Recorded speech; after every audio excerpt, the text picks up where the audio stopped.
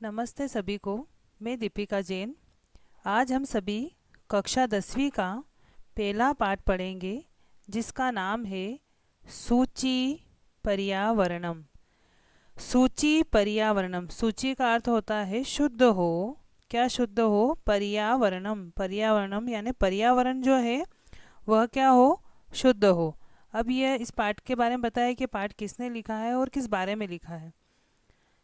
अयम पाठ, अयम यानी यह, पाठ यानी पाठ, यह पाठ आधुनिक संस्कृत कवि, आधुनिक संस्कृत कवि जो हैं हरिदत्त शर्मण यानी हरिदत्त शर्मा, उनके द्वारा रचित जो ग्रंथ है लसल लतिका इति रचना संग्रहात। लसल लतिका उनका जो रचना संग्रह है उसमें से संकलितो अस्ति, ये संकलित किया गया है। यानी यह पाठ जो है आधुनिक संस्कृत कवि जो है हरिदत्त शर्मा, उनके द्वारा रचित जो रचना संग्रह है लसल लतिका, उसमें से यह पाठ लिया गया है। अत्र यानी यहाँ पर कवि जो हैं महानगराणाम यानी महानगर जो हैं यानी जो बड़े बड़े शहर हैं, तो महानगरों की यंत्राधिक्यन यानी यांत्रिक बहुलता से, यानी जो इलेक्ट्रॉनिक जो यंत्र हो गए हैं, तो महानगरों की जो यांत्रिक बहुलता से प्रवर्धित प्रदूषणों उपरी, प्रवर्धित यानी बढ़ते, प्रदूषणों उपरी यानी प्रदूषण के ऊपर यानी प्रदूषण पर, चिंतित मनाह चिंता व्यक्त करते हुए, दृश्यते दिखाई दे रहे हैं। यानी वो चिंता व्यक्त कर रहे हैं। इस पाठ के अंदर कवि जो हैं वो क्या बता रहे हैं कि महानगर जो बड़े बड़े शहर हैं उसमें जो यंत्र है यानी मोटर गाड़ी वगैरह और बाकी जो फैक्ट्री वगैरह जो यंत्र है उनके अधिक उपयोग के कारण जो प्रदूषण बढ़ गया है उसके ऊपर जो है वो चिंतित दिखाई दे रहे हैं। सह कथयति, जो कवि है वह कहता है कि यद यानी कि, इदम यानी यह, लोह चक्रम, लोह यानी लोहे का, चक्रम यानी पहिया, यह लोहे का पहिया जो है शरीरस्य मनसस्य शोषकम अस्ति। शरीरस्य यानी शरीर का, मनसस्य और मन का, शोषकम अस्ति शोषक है। यानी ये लोहे का जो पहिया है ये शरीर और मन दोनों का ही शोषक है। लोहे का पहिया यानी मोटर गाड़ियाँ जो हैं वह शरीर को भी सुखा देती है और मन को भी सुखा देती है। अस्मादेव, अस्माद एव यानी जिससे क्या होता है, वायुमंडलम, वायुमंडल जो है वह मलिनम भवती, मलिन हो जाता है, गंदा हो जाता है, प्रदूषित हो जाता है। इस कारण से क्या होता है, वायुमंडल जो है वह प्रदूषित होता है। कवि महानगरीय जीवनात् सुदूरम, कवि जो है वह क्या चाहता है अब, महानगरीय जीवनात् यानी महानगर का जो जीवन है उससे, सुदूरम बहुत दूर, नदी निर्झरम, नदी निर्झरम यानी झरने, वृक्ष समूहम वृक्षों के जो समूह है, लता कुंजम और जो बेलें हैं, लताएं हैं, लता कुंज है, पक्षी कुल यानी पक्षियों का कुल यानी समूह, पक्षियों का जो समूह है, कलरव कूजितम, कलरव करना यानी जो पक्षी आवाज़ करते हैं उन आवाज़ों के बारे में कहा है कि पक्षियों से जो गुंजित है, कलरव करते हैं। कुजितम वन प्रदेशम, जो इन पक्षियों के समूह की गुंजार से गुंजित जो वन प्रदेश है उनके प्रति, उनकी ओर, गमनाय अभिलषति जाने की अभिलाषा वह करता है। कवि क्या सोच रहा है इसमें कि महानगर का जो जीवन है उससे दूर नदी, झरने, वृक्ष समूह, लता कुंज और जहाँ पक्षियों के समूह की गुंजार से गुंजित जो वन प्रदेश है उसकी ओर मैं जाने की अभिलाषा करता हूँ, ऐसी इच्छा करता हूँ कि मैं वहाँ पर जाकर के आराम से रहूँ। इस पाठ के अंदर कवि जो है वह बता रहे हैं कि महानगर में जो यंत्र है उनकी अधिकता के कारण प्रदूषण हो गया है, और इसी चिंता व्यक्त करते हुए कह रहे हैं कि लोहे का पहिया जो है यानी ये मोटर गाड़ियाँ जो हमारे शरीर और मन दोनों को सुखा रही है, इसलिए वायुमंडल पूरा मलिन हो रहा है, गंदा हो रहा है। तो इस महानगरी जीवन से दूर मैं कहीं गांव में जहाँ पर नदी, झरने, वृक्ष हो, लताएं हो और पक्षियों की गुंजार हो, ऐसे वन प्रदेश में मैं जाने की इच्छा करता हूँ। अब यहाँ पर जो है कवि श्लोक के रूप में यहाँ पर कह रहा है, पहला श्लोक है इसके अंदर, दुर्वहम अत्र जीवितम।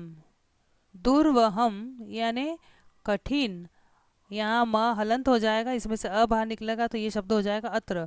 दुर्वहम अत्र यानी कठिन हो गया है, अत्र यानी यहाँ, यहाँ कठिन, जातम यानी हो गया है, यहाँ कठिन हो गया है। क्या कठिन हो गया है? जीवितम, जीवितम यानी जीवन, यहाँ जीवन कठिन हो गया है। प्रकृति रेव शरणम, प्रकृति, यहाँ र जो है हलंत होकर के विसर्ग बन जाएगा और यहाँ एड़ी की मात्रा बाहर निकलेगी, एव हो जाएगा। प्रकृति रेव यानी प्रकृति ही, शरणम यानी सहारा है, प्रकृति का ही सहारा है। अब यहाँ जीवन जो है यानी शहरों के अंदर जीवन बहुत कठिन हो गया है और प्रकृति ही अब क्या है? इसका सहारा है। सूची पर्यावरणम, सूची यानी शुद्ध हो, पवित्र हो। क्या पवित्र हो? शुद्ध हो, पर्यावरण, तो पर्यावरण शुद्ध हो। महानगर मध्य, महानगरों के मध्य यानी बीच में, यानी जो बड़े बड़े शहर है वहाँ पर चल द हलंत हो जाएगा, इसमें से अ बाहर निकलेगा तो ये शब्द बनेगा च ल द आधा, चलद अनिशम। चलद यानी चलता है, अनिशम यानी दिन रात। क्या दिन रात चलता है? काला यस चक्रम, काला यस चक्रम, काला यस चक्रम का मतलब होता है लोहे का पहिया। लोहे का पहिया यानी मोटर गाड़ियाँ, लोहे का जो पहिया है वह दिन रात चलता है, यानी महानगरों में दिन रात जो है लोहे का पहिया चलता है, यानी मोटर गाड़ियाँ दिन रात चलती है। मनः शोषयत, मनः यानी मन जो है उससे क्या हो गया है? मन को शोषित यानी सुखाता हुआ, यानी लोहे का पहिया जो चलता है वो क्या करता है? मनः शोषित, मन को सुखाता हुआ। तनु पेशियत, वो तनु यानी शरीर, शरीर को पीसता हुआ। भ्रमति घूमता है। सदा वक्रम, सदा हमेशा ही, वक्रम यानी टेढ़ा घूमता है। यह जो लोहे का पहिया यानी जो मोटर गाड़ियाँ हैं ये मन को सुखाती हुई और शरीर को पीसती हुई सदा टेढ़ी ही चलती है। दुर्दांतई दशनय अमुना, यहाँ पर जो द के ऊपर र है ये विसर्ग में बदल जाएगा और ये हो जाएगा दुर्दांतई। फिर दशनय, र जो है वो विसर्ग होकर के, यहाँ र का हलंत होगा, र से फिर विसर्ग हो जाएगा और यहाँ र में से अ बाहर निकलेगा तो अमुना। दुर्दांतई दशनय अमुना, अमुना का अर्थ होता है यानी इससे, यानी यह समय का, यानी ये जो पहिया है यह जैसे ही वैज्ञानिक लोग विकास कर रहे हैं तो वह विकास नहीं होकर के हमारे पर्यावरण को अशुद्ध भी कर रहा है। इसलिए कहा गया है कि यह पहिया जो है लोहे का पहिया है मन को सुखा रहा है और तन को भी पीस रहा है और यह पहिया जो है हमेशा टेढ़ा ही घूमता है। इसके घूमने से क्या होगा? अमुना यानी इससे क्या होगा? दुर्दांते यानी भयानक, दशने यानी दांतों से, यानी इसके भयानक दांतों से कहीं ऐसा नहीं हो। जन ग्रसनम, मानव का, एव का अर्थ होता है ही, जन ग्रसनम यानी विनाश। किसका विनाश? जन यानी मानव, मानव का विनाश ही शात, शात यानी हो, न यानी नहीं, न हो, मानव का विनाश न हो जाए।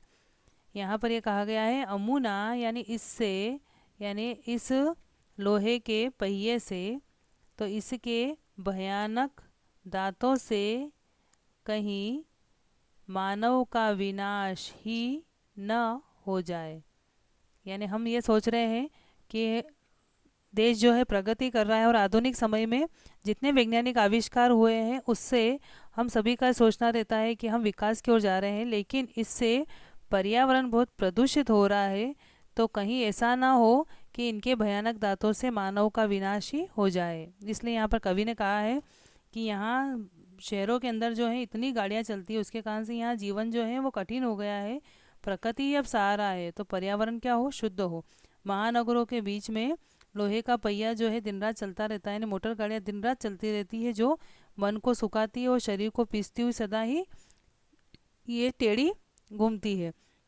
और इससे क्या हुआ? भयानक दांतों से, यानी इसके भयानक दांतों से मानव का ही विनाश न हो जाए। शुचि पर्यावरण, पर्यावरण क्या हो? शुद्ध हो। यानी कवि इसके अंदर कहना चाहता है कि पर्यावरण हमेशा शुद्ध होगा तो मानव का विकास होगा, वरना मानव का विनाश हो जाएगा।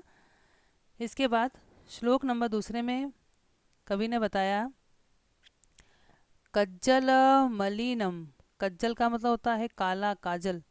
मलिनम यानी काजल के समान क्या है, काला। मलिनम का अर्थ होता है गंदा होना, यानी काजल के समान काला होना। कज्जल मलिनम, काजल के समान काला। धूमम यानी धुआं। मुंचती यानी छोड़ती है, काजल के समान काला धुआं छोड़ती है। कौन? शत यानी सैकड़ों। सक्टियानम यानी मोटर गाड़ियाँ। सैकड़ों मोटर गाड़ियाँ जो है वो काजल के समान काला धुआं छोड़ती है। वाष्पयान माला, वाष्पयान यानी रेलगाड़ी, माला यानी पंक्ति, यानी रेलगाड़ियों की पंक्तियाँ, यानी बहुत सारी रेलगाड़ियाँ। संधावती यानी दौड़ती है, किस प्रकार से दौड़ती है? वितरंती यानी छोड़ती हुई, क्या छोड़ती हुई? ध्वानम यानी ध्वनि, यानी ध्वनि बिखेरती हुई या आवाज़ करती हुई। ध्वानम यानी आवाज़ करना, ध्वनि करना। तो आवाज़ बिखेरती हुई यानी आवाज़ करती हुई जो रेलगाड़ियां हैं, उन रेलगाड़ियों की पंक्ति क्या करती है? दौड़ती है। यानी मोटर गाड़ियों से वायु प्रदूषण हो रहा है और रेलगाड़ियों से ध्वनि प्रदूषण हो रहा है। यानानाम पंक्तयो ही अनंता कठिनम संस्मरणम। ही का अर्थ होता है निश्चित ही। यानानाम पंक्तयो यानी गाड़ियों की जो लाइन है, पंक्तियां हैं। अनंता यानी बहुत सारी है, गाड़ियों की कोई गिनती नहीं है, इतनी सारी गाड़ियां हो गई है लोगों के पास में। तो याना नाम पंक्तयो ही अनंता, निश्चित ही गाड़ियों की अनंत लाइन है, अनंत कतार है। कठिनम संस्मरणम, कठिनम यानी कठिन हो गया है, क्या कठिन हो गया है? संस्म संसरणम यानी चलना भी कठिन हो गया है। संसरणम यानी चलना जो है वो कठिन हो गया, हम पैदल चल भी नहीं पाते हैं। तो इस प्रकार से कितना ही वायु प्रदूषण भी हो रहा है, ध्वनि प्रदूषण भी और गाड़ियों की इतनी सारी लाइनें लगी हुई है कि हमारा चलना भी कठिन हो गया है। सूची पर्यावरणम, पर्यावरण क्या हो? शुद्ध हो। इसके बाद श्लोक नंबर 3 में बताया है, वायुमंडलम वृषम दूषितम। वायुमंडलम यानी वायुमंडल जो है वह वृषम, वृषम का मतलब होता है अत्यधिक, दूषितम यानी गंदा हो गया है, दूषित हो गया है। ही यानी निश्चित ही, निश्चित ही वायुमंडल जो है वो बहुत ज़्यादा जो है वो दूषित हो गया है। न निर्मलम जलम, न यानी नहीं है, निर्मलम यानी निर्मल, स्वच्छ, जलम यानी पानी, पानी भी जो है वो निर्मल नहीं है, स्वच्छ नहीं है। वायुमंडल इतना दूषित हो गया है और पानी भी जो है वह क्या है? शुद्ध नहीं है, निर्मल नहीं है। कुत्सित वस्तु मिश्रितम, कुत्सित यानी खराब, गंदी वस्तुओं के मिश्रितम मिश्रण से भक्ष्यम यानी खाना जो है वो भी गंदा हो गया है, यानी खाद्य पदार्थ। भक्ष्यम का मतलब होता है जो हम खाते हैं वो खाद्य पदार्थ जो है वह गंदी चीज़ों की मिलावट के कारण जो है वह भी गंदा हो गया है, वो भी ढंग से हमें खाने को नहीं मिलता है, उनमें भी कितने सारे केमिकल मिल जाते हैं। इस कारण से हम वो जो भी हम खाद्य पदार्थ खा रहे हैं वो भी हमें पौष्टिकता नहीं देते हैं। समलम, मलम का मतलब होता है गंदगी से, स यानी सहित, गंदगी से सहित। धरातलम यानी धरती हो गई है, धरती कैसी हो गई है? गंदी हो गई है। करणीयम करना चाहिए, क्या करना चाहिए हमें? बही, र जो है वो विसर्ग में बदल जाएगा, र में से अ बाहर निकलेगा, अंत, और ये ऊपर का र जो है अंतर हो जाएगा। बही यानी बाहर से, अंतर यानी अंदर से, जगती यानी संसार में, तू यानी तो, संसार में तो, अंदर और बाहर दोनों ही जगह से, बहु शुद्धिकरणम बहुत ज़्यादा यानी अत्यधिक शुद्धि जो है वह करणीयम करनी चाहिए। अंदर और बाहर दोनों तरफ हमें शुद्धि करनी चाहिए। यानी कवि ये कहना चाह रहा है कि वायुमंडल जो इतना दूषित हो गया है, पानी भी जो है वह स्वच्छ नहीं है, और हम जो खाद्य पदार्थ खा रहे हैं वह भी मिलावट वाला है, पूरी धरती जो है वो गंदी हो गई। इसलिए हमें अंदर और बाहर दोनों जगह से संसार को शुद्ध करना चाहिए। अंदर से शुद्ध करना यानी अपने विचार शुद्ध करना। अगर हम विचार हमारे शुद्ध होंगे तो हम किसी भी चीज़ में मिलावट नहीं करेंगे, क्योंकि इस पृथ्वी को गंदा करने वाला, वायु प्रदूषण को प्रदूषित करने वाले हम खुद ही होते हैं। तो जब हमारे विचार सही होंगे कि हम कोई भी कचरा है डस्टबिन में डालें और प्लास्टिक का उपयोग नहीं करें, बहुत सारी चीज़ें हैं कि हम नदी नालों को साफ़ रखें, वायुमंडल को शुद्ध रखें, पेड़ पौधे उगाएं, ये हम खुद ही इसको गंदा करते हैं और फिर हम भी परेशान होते हैं। इसलिए कवि कहता है कि ये जितनी भी सारी गंदगी हुई है धरती के ऊपर, तो इसे अंदर और बाहर दोनों जगह से हमें शुद्ध करना चाहिए। यानी हम मन में अच्छे विचार लाएंगे तो फिर वैसा ही हम कर्म करेंगे, तो वैसा जब हम कर्म करेंगे तो पर्यावरण अपने आप ही शुद्ध हो जाएगा। इसके बाद में कवि चौथे श्लोक में कह रहा है, कश्चित कालम नय माम अस्माद नगरात बहुदूरम। यानी कवि जो है उस वह इच्छा करता है कि मेरी ऐसी इच्छा है कि मैं थोड़े समय के लिए जो है कहीं बाहर चला जाऊं। यानी इस पर्यावरण जो है इतना प्रदूषित हो चुका है तो इस नगर से मैं थोड़ा दूरी पे चला जाऊं, ऐसी वह इच्छा करता है कवि। तो इसके बारे में वो कह रहा है, कश्चित कालम यानी थोड़े समय के लिए, नए यानी ले चलो मुझे, माम यानी मुझे, मुझे थोड़े समय के लिए ले चलो। कहाँ? तो अस्मात नगरात, अस्मात यानी इस, नगरात यानी नगर से, बहु दूरम बहुत दूर, जिस नगर में वो रहता है, जिस सिटी में वो रहता है, तो वो कह रहा है कि इस नगर से बहुत दूर मुझे थोड़े समय के लिए ले चलो। प्रपश्यामी, प्रपश्यामी यानी देखूं, क्या देखूं? ग्रामा अंते, गांव का अंत जहाँ होता है, यानी गांव की जो सीमा होती है, तो गांव की जो सीमाएं हैं, यानी जितने भी गांव होते हैं उनकी सीमाओं पे, जहाँ गांव ख़त्म हो जाता है वहाँ सीमा पे झरने होते हैं, नदी तालाब होते हैं। तो कवि ये कह रहा है कि ग्रामांते, गांव की सीमा पर, निर्झर झरने, नदी, पय यानी जल, पूरम यानी भरे हुए, पानी से भरे हुए झरनों और नदी को मैं क्या करूँ? प्रपश्यामी, देखूं। कवि ये कह रहा है कि मुझे इस नगर से बहुत दूर थोड़े समय के लिए ले चलो, तो मैं क्या करूँ फिर? गांव की सीमा पर जो झरने, नदी पानी से भरे हुए हैं उनको मैं देखूं। एकांते कांतारे, एकांते यानी बिल्कुल एकांत, बिल्कुल शांत जहाँ है, एकांत। कांतारे यानी जंगल में। क्षणमपि, क्षणमपि यानी पल भर के लिए, थोड़ी देर के लिए। मैं यानी मेरा। शात यानी हो जाए। संचरणम यानी विचरण, थोड़ी देर के लिए ही सही लेकिन मेरा विचरण वहाँ पर हो जाए। कहाँ पर? एकांते कांतारे यानी एकांत जंगल में थोड़ी देर के लिए मैं चला जाऊँ, ताकि मुझे शांति मिले इस शहर के शोरगुल से। तो कवि ये कह रहा है कि मुझे इस नगर से बहुत दूर थोड़े समय के लिए ले चलो, ताकि मैं गांव की सीमा पर क्या करूँ सकूँ, जो पानी से भरे हुए झरने और नदी हैं उनको देखूँ, और एकांत जंगल में मेरा पल भर के लिए विचरण हो सके, यानी मैं थोड़ी देर के लिए ही वहाँ जा सकूँ। इसके बाद में श्लोक नंबर 5 में बताया है, हरित तरुणाम। हरित का मतलब होता है हरे भरे, हरे भरे क्या? तरुणाम यानी वृक्ष, पेड़ पौधे जो हैं वह। तो हरे भरे वृक्षों की, ललित यानी सुंदर, लता नाम, लता नाम का अर्थ होता है बेलें, जो लताएं होती हैं, बेल होती है, तो सुंदर बेलों की, यानी हरे भरे वृक्षों की और सुंदर बेलों की माला यानी पंक्तियाँ, जो कतार होती है। रमणीया, मनोहर है, सुंदर है, रमणीय यानी अच्छी लगती है। जो हरे भरे वृक्ष होते हैं तो उनकी और सुंदर बेलें जो होती है, उन दोनों की जो कतार है, मालाएं हैं, पंक्तियाँ हैं, वो बहुत सुंदर लगती है। कुसुमा आवली, कुसुमावली यानी फूलों की पंक्ति। कुसुम का अर्थ होता है फूल, आवली का मतलब होता है पंक्ति। कुसुमावली यानी फूलों की जो पंक्ति है। समीर चालिता, हवा के द्वारा जो हिलाई गई है, यानी फूल जहाँ लगे हुए हैं तो समीर चालिता यानी उन फूलों को किसने हिला दिया है? हवा ने। तो समीर चालिता यानी हवा के द्वारा हिलाई गई फूलों की जो पंक्ति है। श्यात यानी हो, में यानी मेरे द्वारा, वर्णीय यानी वर्णीय हो, वरण के योग्य है। यानी मैं ऐसा चाहता हूँ कि इन फूलों को मैं तोड़ूं जो कि हवा के द्वारा हिलाए गए हैं। तो हवा के द्वारा हिलाए गए जो फूलों की पंक्ति है ये मेरे द्वारा वरण के योग्य है। नवमालिका रसालम मिलिता रुचिरम संगमनम, यानी नवमालिका का मतलब होता है जो चमेली है। नवमालिका यानी नई नई उगी हुई है ऐसी चमेली। रसालम आम के साथ, मिलिता मिलती हुई, यानी आम का जो पेड़ है उसके पास में चमेली भी उगी हुई है, तो आम के साथ मिली हुई चमेली जो है उसका रुचिरम संगमनम, रुचिरम यानी सुंदर हो, क्या सुंदर हो? संगमनम यानी संगम, आम के साथ जो चमेली उसके पास में आ गई है तो इनका जो मिलन है, इनका मिलना इनका जो संगम है वो सुंदर हो, ऐसा कवि सोच रहा है। सूची पर्यावरणम, पर्यावरण शुद्ध हो।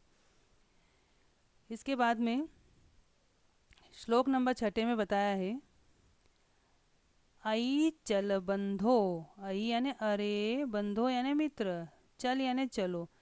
अरे मित्र चलो, कहाँ पर चलो? खग कुल कलरव। खग यानी पक्षियों का, कुल यानी समूह, पक्षियों के समूह की। कलरव, कलरव का अर्थ होता है सुंदर, जो आवाज़ होती है वह सुंदर ध्वनि से गुंजित, गुंजायमान। वन देशम, वन प्रदेश।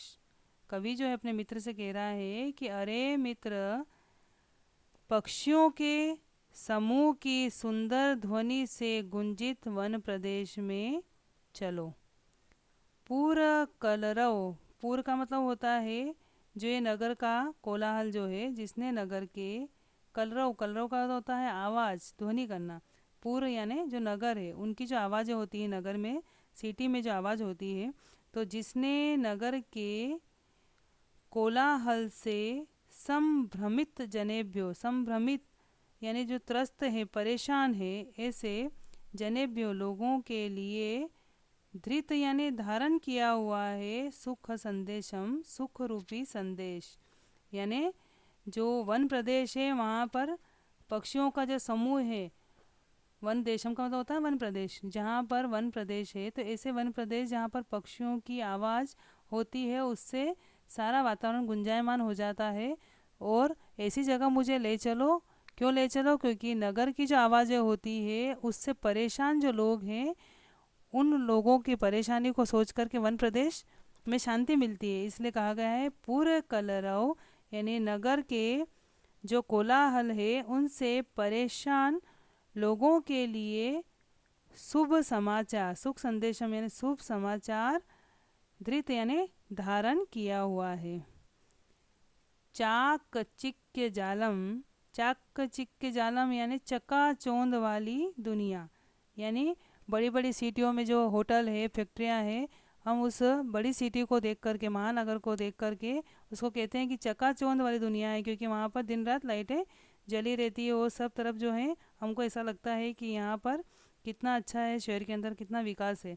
तो चाक के चिक के जालम यानी चकाचौंध भरी जो दुनिया है, तो इस दुनिया में न यानी नहीं कुरियात करना चाहिए, जीवित, जीवित रस हरणम यानी जीवन जो है उस जीवन के सार का विनाश।